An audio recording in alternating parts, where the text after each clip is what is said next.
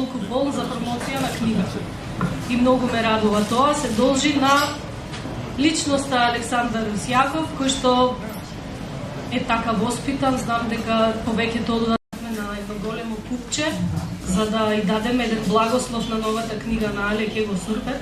Содржат што ги опфаќаат, да речеме, неколку поджанрови од фантастичниот арет. Дека верувам сите овде присутни сте го читале, знаете дека тој е особено лиричен, особено саркастичен. Вкусот е човекот. Сега, бидејќи станува збор за научно-фантастична книга, од поранешното човеково постоење.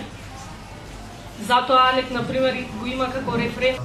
Која што ние сме ја читале пред 10, 20, 30 години, која веќе полека станува стварност, но научната фантастика, самата фантастика кој жанр никогаш нема да умре, затоа што авторите на тој жанр се толку креативни што можат со своите идеи за иднината да ја вознемират сегашноста која што наликува на научна фантастика сега.